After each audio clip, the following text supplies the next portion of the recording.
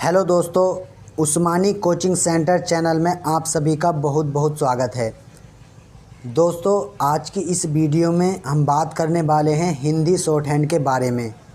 Hindi short hand काफ़ी प्रचलित है हिंदुस्तान में और ये काफ़ी यूज़फुल भी है और ये आप सभी को आना भी चाहिए, क्योंकि इससे काफ़ी सारी वैकेंसी निकलती हैं और जिसकी मदद से आप यहाँ पर नौकरी पाने में काफ़ी सक्षम हो जाते हैं। तो दोस्तों, यहाँ पर जो हमने ये वीडियो बनाया है, ये सबसे पहला वीडियो है। इसमें हम बेसिक इन्फॉर्मेशन के बारे में जानेंगे कि शॉर्ट हैंड सीखने के लिए हमको किन किन सामग्री की आवश्यकता होती है या किस किस तरह से इसको सीखा जाता है, क्या अभ्यास होता है इसका, या क्या महत्वपूर्णता है इसकी, इसके बारे में हम सीखेंगे। तो दोस्तों, यदि आप हिंदी शॉर्ट हैंड सीखना चाहते हैं जीरो से, यदि आपको बिल्कुल कुछ भी नहीं आता, शॉर्ट हैंड के बारे में कुछ भी नहीं मालूम, तो आप हमारे चैनल के साथ जुड़ सकते हैं। हम आपको बिल्कुल जीरो से सिखाएंगे। इसमें काफ़ी अच्छा आपको लगेगा सीखने में। तो सबसे पहले हम यहाँ पर इसकी बेसिक इन्फॉर्मेशन के बारे में देख लेते हैं। दोस्तों, वीडियो पर चलने से पहले मैं आप सभी लोगों से रिक्वेस्ट करूंगा कि यदि आपने अभी तक उस्मानी कोचिंग सेंटर चैनल को सब्सक्राइब नहीं किया है तो आप पहले चैनल को सब्सक्राइब कर लें, साथ में नोटिफिकेशन बेल को ऑन कर लें। दोस्तों, इससे ये होता है कि हम जो भी वीडियो, एजुकेशनल वीडियो जैसे कि हिंदी, अंग्रेजी, गणित, सामान्य ज्ञान, रीजनिंग, शॉर्ट हैंड, टाइपिंग इत्यादि जो भी वीडियो अपने चैनल पर अपलोड करते हैं, उन सभी का नोटिफिकेशन आप तक पहुंच जाता है और आप उन वीडियो को सबसे पहले देख पाते हैं। दोस्तों, चैनल को सब्सक्राइब करने में कोई पैसा खर्च नहीं होता, ये फ्री में ही होता है और आपको फ्री में ही काफ़ी सारी इन्फॉर्मेशन मिलती रहती हैं। तो दोस्तों, कर लेते हैं आज की वीडियो को स्टार्ट। दोस्तों, हिंदी शॉर्ट हैंड सीखने के लिए आपको जो आवश्यक सामान मतलब सामग्री आपके पास होनी चाहिए, उसके बारे में हम देख लेते हैं। लिखने के लिए एक बहीनुमा लंबी नोटबुक होनी चाहिए जिसकी लाइन कम से कम 1 सेंटीमीटर या 3/8 इंच की दूरी पर हो। उसका कागज़ ना ज़्यादा चिकना और ना खुरदुरा ही होना चाहिए। लिखने के लिए अच्छी लचीली नीब वाला फाउंटेन पेन होना चाहिए, अन्यथा किसी अच्छी पेंसिल से भी लिखा जा सकता है। तो दोस्तों, या तो आपके पास फाउंटेन पेन होना चाहिए और या फिर आपके पास एक अच्छी पेंसिल होनी चाहिए। और जो आप नोटबुक पे ये सब सीखेंगे तो उसका कम से कम 1 सेंटीमीटर या 3/8 सेंटीमीटर की दूरी पर लाइनें होनी चाहिए। पेंसिल ना अधिक कड़ी और ना अधिक नरम ही होनी चाहिए। या शॉर्ट हैंड लिखने की विशेष HB पेंसिल ठीक रहेगी। तो आप यदि पेंसिल लेना चाह रहे हैं तो HB की पेंसिल ले लें, ये काफ़ी अच्छी होती है। दूसरी बात है, इन चीज़ को विशेष विधि से काम में लाने की लेखक को नोटबुक को सामने लंबाकार रखकर बैठना चाहिए, जिससे शरीर का बोझ दोनों हाथों पर ना पड़े। दाहिने हाथ से पेंसिल या कलम को पकड़कर इस तरीके से कॉपी पर रखना चाहिए जिससे कि केवल नीचे दी गई 2 उंगलियां मात्र कॉपी से छूती रहें और कलाई या हाथ कॉपी से बराबर ऊपर रहे, जिससे लिखने में सरलता हो और थकावट ना मालूम हो। बाएं हाथ के अंगूठे और पहली उंगली से पृष्ठ का निचला बायां हिस्सा पकड़ें, जिससे लिखते लिखते जो ही समय मिले और पेज का अंत हो चले त्यों ही पन्ने को उलटने में सुविधा हो। तो दोस्तों, आप अपने हाथ को इस तरह से रखें जिस तरह से हमने बताया है, जिससे कि आपको पेज पलटने में कोई दिक्कत ना हो।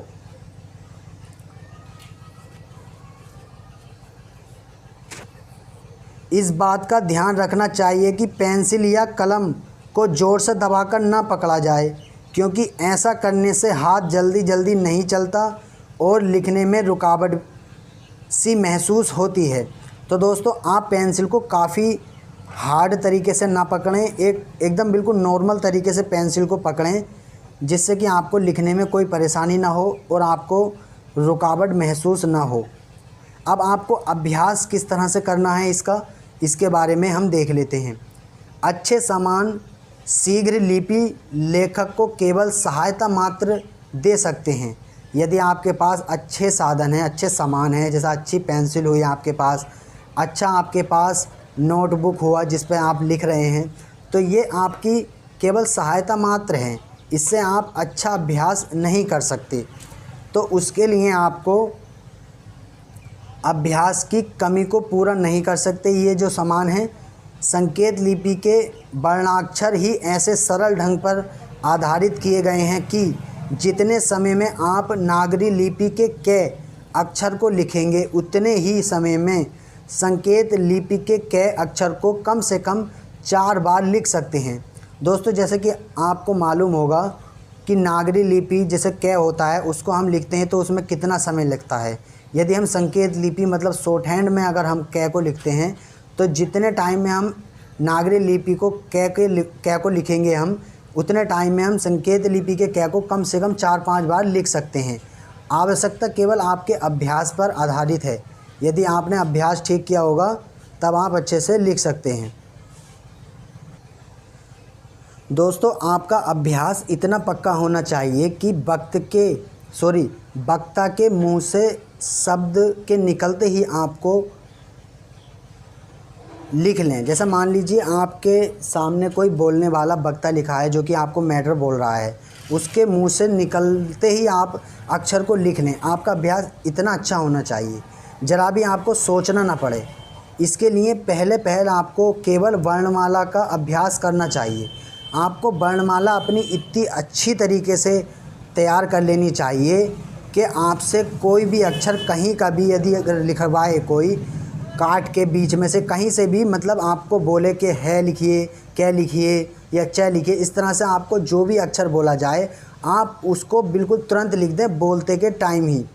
इसके लिए आपको अभ्यास की आवश्यकता है। आप जितना अभ्यास करेंगे उतना ही आप अच्छे तरीके से उसको लिख सकते हैं। इसके पश्चात आप पाठ के अंत में दिए गए अभ्यासों को लिखें। मतलब ये कि हम जो आपको सीरीज ये चला रहे हैं हिंदी शॉर्ट हैंड की, तो जो इसमें अभ्यास आएंगे उनको आप इतनी बार लिखें, जितनी बार हो सके उतनी बार आप लिखें, जब तक कि वो आपको अच्छी तरीके से आना जाए।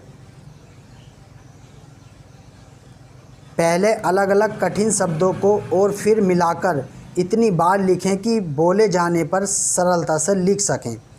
2-3 बार तो धीरे धीरे बोलें जाने वाले लिखें कि वक्ता से आप 3-4 शब्द बराबर पीछे रहें, जिससे आपको हाथ बढ़ाकर लिखने और वक्ता को पकड़ने का अभ्यास हो। दोस्तों जैसे कि कोई मैटर बोलने वाला वक्ता कोई मैटर बोल रहा है, तो जब आप ये सीखते हैं तो सबसे पहले आपको ये चाहिए कि जैसे वो मैटर बोल रहा है तो उसने 2-4 शब्द आपसे ज़्यादा बोल दिए और आपने वो कम लिखे, तो आपको शुरू में इस तरह से अभ्यास से लिखना है कि जैसे बोल रहा है वक्ता ने कम से कम 5 शब्द बोल दिए हैं, तो आप कम से कम 2-3 शब्द उससे पीछे रहें। जब आप शुरू में ये सीखेंगे तो इससे ये होगा कि आपको वक्ता को पकड़ने की, उसकी जो बोलने की स्पीड है उसको पकड़ने की क्षमता बढ़ेगी। फिर उसके बाद आप क्या करेंगे, जब आपको ये सारा कुछ आ जाएगा, आप धीरे धीरे सीख जाएंगे, तब आप इस तरह से अपने आप को मेंटेन करेंगे कि जैसे वक्ता ने बोला कोई मैटर बोल रहा है, लाइन बोला कि कहा जा सकता है कि, तो आपको इस तरह से लिखना है कि वक्ता बोल दे, उसके बाद भी आपके पास थोड़ा समय बच जाए, जो एकदम से वो तुरंत दूसरा शब्द बोले तो आप उसको लिख सकें। जैसे कि यहाँ पर मैं आपको बता देता हूँ, अंत में बोलने वाले की गति आपके लिखने की गति से 8-10 शब्द प्रति मिनट अधिक होना चाहिए, जिससे आपको और भी तेज़ हाथ बढ़ाने का अभ्यास हो।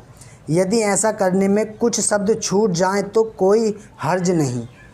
आप जब शुरू में ये सब सीख रहे हैं तो जब आप वक्ता बोल रहा है, यदि आपके बीच बीच में कोई शब्द छूट भी जाते हैं तो कोई दिक्कत नहीं है, क्योंकि आप सीख रहे हैं और सीखते सीखते ही आप ये सारा कुछ आगे चल के ये सारा कुछ आपका ठीक हो जाएगा। आप लिखते जाएं और वक्ता को पढ़ने का प्रयत्न करते जाएं, मतलब जो वक्ता बोल रहा है उसको ध्यान से सुनें और लिखते जाएं।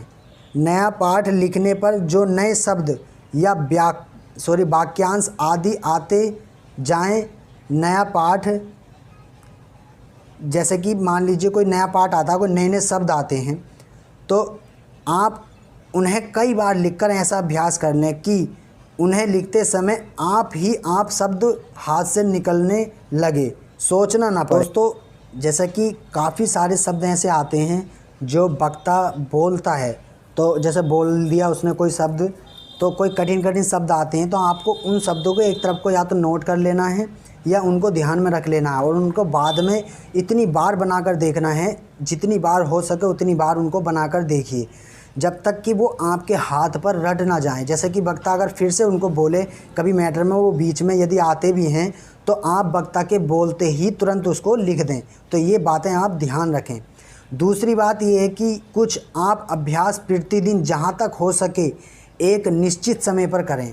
ऐसा अभ्यास उस अभ्यास से अधिक लाभप्रद होता है जो अभ्यास बीच बीच में अंतर देकर किया जाता है, चाहे वह अभ्यास अधिक ही समय तक क्यों ना किया जाए। तो दोस्तों आपको रोज़ डेली इसका अभ्यास करना होता है और आपको ये करना भी चाहिए, क्योंकि ये आपको आगे चलकर काफ़ी मदद करता है। दोस्तों इस संकेत लिपि के लिए यह परम आवश्यक है कि अभ्यास एकाध बार स्वयं लिखकर किया जाए, पर अधिकतर किसी अच्छे जानकार के बोले जाने पर ही लिखा जाए। साथ ही साथ सभाओं, परिषदों और मीटिंगों में जाकर बैठा जाए और वक्ताओं की वक्तृताएं सुनी तथा समझी जाएं, क्योंकि लिखने के साथ ही साथ कानों का साधना भी बहुत ही आवश्यक है, जिससे सुनी हुई बात फ़ौरन ही समझ में आ सके। इसके पश्चात ही सभाओं में बैठकर बेधड़क लिखने की योग्यता आ सकती है। घबराना जरा भी ना चाहिए, क्योंकि घबराने से सब काम बिगड़ जाता है और आप में लिखने की शक्ति रहते हुए भी आप कुछ न लिख सकेंगे। तो दोस्तों आपको एकाध बार तो स्वयं अभ्यास करना चाहिए, और इससे बेहतर ये है कि यदि कोई अच्छा जानकार है शॉर्ट हैंड के बारे में, जिसको अच्छी जानकारी है, आप उसके साथ बैठें, उससे बुलवाएं और आप खुद लिखें। और जगह जगह जैसे बैठक होती हैं वहाँ पर जाकर आप बैठ सकते हैं और ये सीख सकते हैं कि किस तरह से वक्ता बोलता है, किस तरह से आपको क्या क्या लिखना है, ये किस तरह से ये सब होता है। तो आपको ये कर लेना चाहिए। उसके बाद फ्रेंड्स मैं आपको एक बहुत ही इम्पोर्टेंट बात बतलाऊँगा, आप बहुत ही ध्यान से सुने। इस लिपि को बड़ी सावधानी से खूब बनाकर लिखना चाहिए, यहाँ तक कि एक वर्ण इतना लिखा जाए कि वह पुस्तक में दिए हुए वर्ण से मिलते जुलते हों। इसमें जल्दी करने से लिपि कभी भी आगे चलकर फिर न सुधरेगी और परिणाम यह होगा कि इस तरह जल्दी जल्दी लिखने वाले लेखक महाशय कभी भी कुशल हिंदी शीघ्र लिपि शॉर्ट हैंड के ज्ञाता न हो सकेंगे। तो दोस्तों आपको एक एक शब्द काफ़ी अच्छी तरीके से कई बार लिखना है और आपको जल्दीबाजी नहीं करनी है। आप यहाँ पहली मतलब जीरो से शुरू कर रहे हैं, तो आपको बहुत ही सावधानी पूर्वक सीखना है धीरे धीरे, और आपको जल्दी किसी भी बात की नहीं करनी है। और आपको एक एक वर्ण कई बार लिखना है। इस तरह से लिखना है कि आप मतलब वक्ता कोई भी अगर बोले तो आप उसके बोलते ही तुरंत वहाँ पर उसको लिख सकें। और यदि आप जल्दीबाजी करते हैं तो आप आगे चलकर प्रॉब्लम में आ जाएंगे, आपका मैटर भी ठीक नहीं बनेगा और आप अच्छे एक कुशल शॉर्ट हैंड ज्ञाता भी नहीं बन पाएंगे। तो दोस्तों आज की वीडियो में इतना ही था। अब हम इसकी सीरीज चालू करेंगे, अभ्यास 1, अभ्यास 2, किस तरह से हमको इसकी वर्णमाला याद करनी है, किस तरह से हमको क्या अक्षर क्या किस तरह से बनता है, ये सारा कुछ आने वाली वीडियो में सीखेंगे। तो दोस्तों आपको चैनल को सब्सक्राइब कर लेना चाहिए। यदि आपको ये वीडियो पसंद आया हो, यदि आपको ये इन्फॉर्मेशन अच्छी लगी हो, तो वीडियो को लाइक करना ज़रूर से ना भूलें और साथ में अपने दोस्तों के साथ इस वीडियो को शेयर करें। तो फ्रेंड्स, मिलते हैं नई वीडियो के साथ। तब तक के लिए जय हिंद, जय भारत। आपका दिन शुभ हो। धन्यवाद दोस्तों।